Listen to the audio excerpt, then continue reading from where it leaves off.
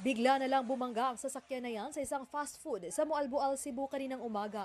Ayon sa investigasyon ng Mualboal Police Station, ililipat lang sana ng driver ang sasakyan dahil sa nakaharang na bus. Subalit nang iatras nito ang sasakyan, tinamaan nito ang bus kaya sinubukan ng driver na iabante ang minamaniho niya. Dito na umano aksidenteng naapakan ng driver ang accelerator kaya dumiretso siya sa fast food branch. Ang driver ng sasakyan, 64 anyos na lalaki na taga Cebu City na may binisita lang sa Mualboal. Nasugatan naman ang isang lalaking customer matapos masugatan sa nabasag na salamin. Agad siyang dinala sa ospital. Kasalukuyang nasa kustodiya ng Mualboal Police Station ang driver ng pribadong sasakyan. So, tagihan pag maneuver niya, yang naatrasan ang bus, naigo o gamay, na iyang recover unta, kung suddenly iyang na-accelerate forward, padung na dito sa glass wall panel sa ganti.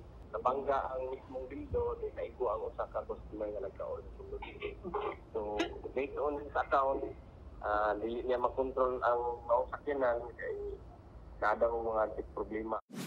Sa Kawayan Negros Occidental, patay ang 12 anyos na babae nang maaksidente ang sinasakyan nilang truck sa Barangay Issue. 8 pa niyang kaanak ang nasugatan.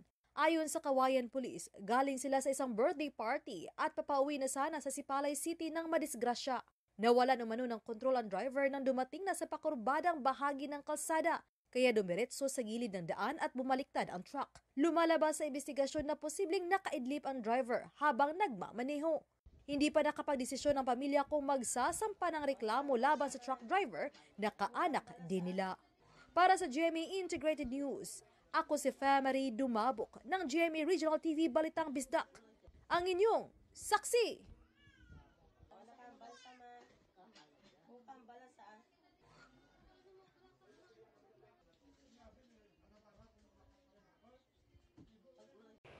Mga kapuso, sama-sama tayong maging saksi.